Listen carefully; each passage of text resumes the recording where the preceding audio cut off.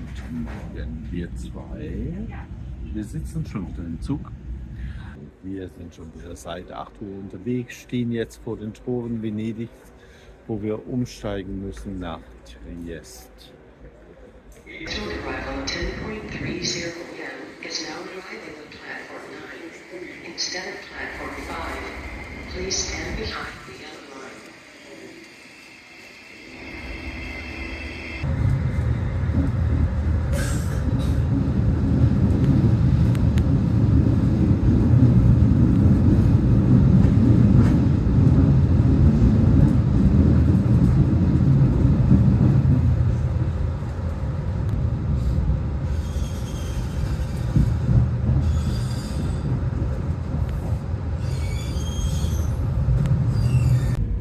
So, jetzt bin ich in Triest angekommen und wir machen uns auf den Weg nach Koper in Slowenien. Depression and anxiety were big topics in Koper. Both of these had also affected me at Easter. Depression is often described as coming in waves because it can occur episodically, meaning that periods of depression are followed by periods of relative well-being. These wave-like patterns are characteristic of many mental conditions and reflect the complex nature of brain chemistry, environmental influence, and personal experiences. Firstly, neurobiological factors such as genetic predisposition and changes in neurotransmitter activity can play a role. Neurotransmitters such as serotonin, dopamine, and noradrenaline affects mood and emotions. Fluctuations in these chemical systems can lead to the highs and lows in mood associated with depressive episodes. Secondly, it is often external influences such as stress, loss, or significant life changes that can trigger depressive episodes. These events can exacerbate an existing vulnerability to depression or trigger a new wave of symptoms. In addition, behavioral patterns, thought styles, and social circumstances can play an important role and can influence the intensity and duration of depressive episodes. Perceiving depression as occurring in waves also emphasizes the dynamic nature of the illness and the possibility of recovery or improvement, which can give sufferers hope.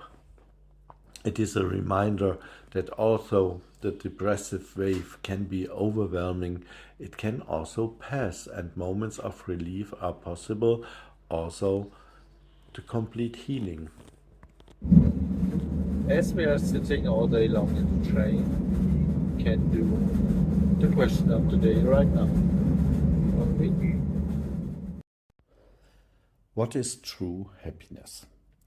True happiness is a deep and complex concept that has been explored for centuries in philosophical, psychological, and spiritual context. It encompasses more than just momentary joy or satisfaction. It is about a deeper, lasting sense of fulfillment and well-being. Philosophically, different thinkers have different views on what constitutes true happiness. For Aristotle, for example, true happiness is not just a feeling, but a state of life well lived, achieved through virtue and rational activity. In this sense, happiness is a result of living ethically and self-actualization. In modern psychology, happiness is often explored through theories such as positive psychology, which focus on what makes people content and resilient in the long term. Psychologists such as Martin Seligman emphasizes aspects such as positive emotions, engagement, relationships, meaning, and success as key components of happiness. Spiritual traditions often view happiness as a state of inner peace and freedom from suffering, achieved through practices such as meditation, prayer, and self-reflection. In many Eastern philosophies, such as Buddhism, true happiness is closely linked to overcoming desire and attachment and achieving deep insight into the nature of reality. In each of these approaches, it is clear that true happiness requires more than just the absence of discomfort or the achievement of external goals. It involves a profound harmony with oneself and the world, a capacity for acceptance and appreciation of the present moment, and a commitment to living a meaningful life. True happiness is therefore both a personal and collective process that requires reflection, understanding, and often a change in lifestyle. For me, my happiness is closely linked to my actions for Trees of Memory. The fact that I have made my vision a reality fills me every day.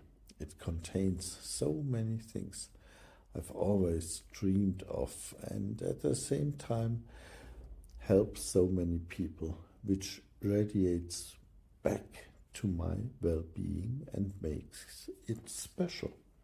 I couldn't be happier. The only thing missing is a partner, and then it would be super perfect. It is important to understand that true happiness can only come from within and never from without. The fact that I have realized my own vision actually tops everything, because it means my happiness is both internal and external and is mutually dependent. It couldn't be better. Achieving this happiness is a worthwhile goal that everyone can achieve. What does happy or being happy mean to you? Do you live your dream or a vision that makes yourself happy? If not, why not? Why are you preventing your personal happiness? What do you need to take as a first step?